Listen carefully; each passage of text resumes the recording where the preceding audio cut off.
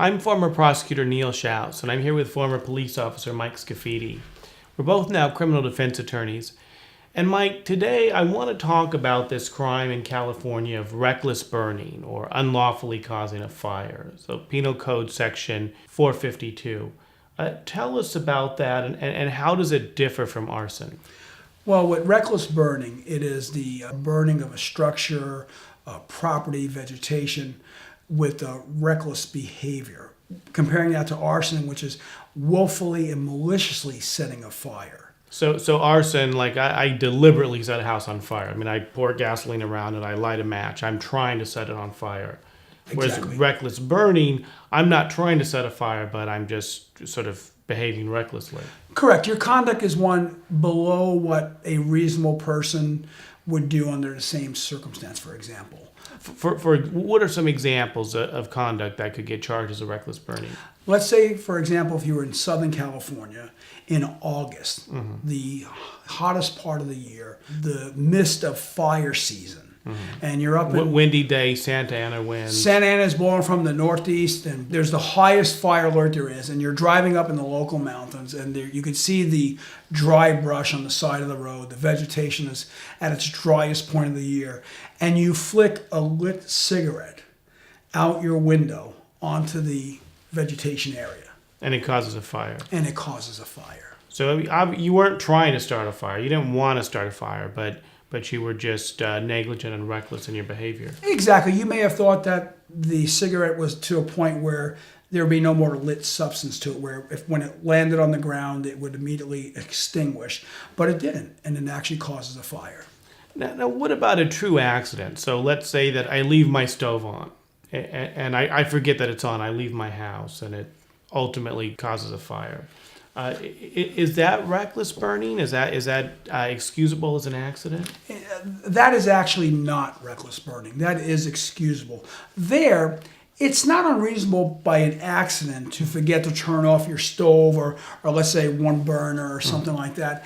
That's going to give more to maybe a negligence standard, not something that's not so unjustified or unreasonable to give rise to criminal conduct. So someone, if they were injured, might be able to sue me in civil court, but I'm probably not going to get prosecuted for that. Oh, I think that's a 100% true statement. So basically, you have this sort of hierarchy of behavior where there's arson is the sort of the worst thing, and that's where you deliberately try to start a fire. And then reckless burning, where it's sort of negligent, reckless, but not intentional, and it's still prosecutable. And then true accident, which is excusable.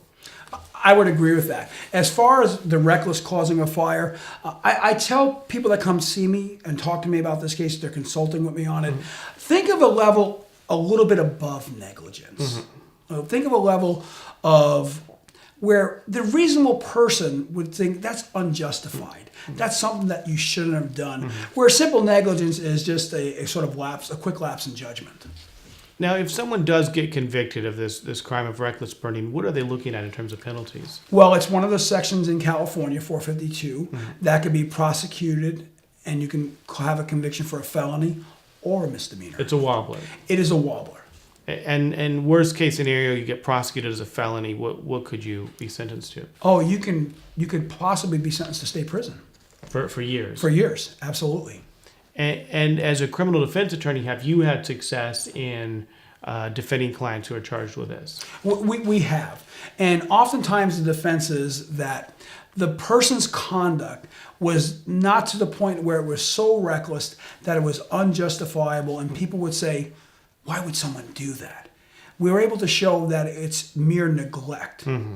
And doesn't give rise to that reckless conduct where you would suffer a felony conviction, for example. So trying to convince the prosecutor, the judge, maybe even a jury that it was more in the realm of accident, something that, sort of as human beings, it's an error that people could make, that we could understand, but doesn't really rise to the level of being criminal. No, I would agree. I mean, the scenario we used earlier about the cigarette during fire season, I think everyone's going to be who hears those facts to say that's probably felonious conduct.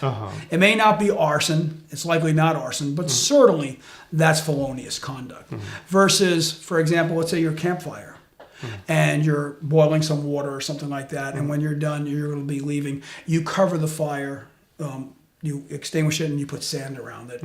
And yet there's an unexpected wind that comes up that evening. There's an ember that arises. And an amber arises out of it and causes the burning of some land. That is not going to rise to the level to a reckless of burning. I think a jury would see that. In fact, I know a jury would see that as simply a negligent act, or actually just a flat-out accident. In the cigarette case, the jury's probably going to be outraged and say, I wouldn't do that. It angers me that anybody would do that. Whereas in the campfire case, they could sort of sympathize and empathize with the person and say, well, it was, unforeseen circumstances, but his behavior wasn't criminal. I would agree with that. I think that's right on.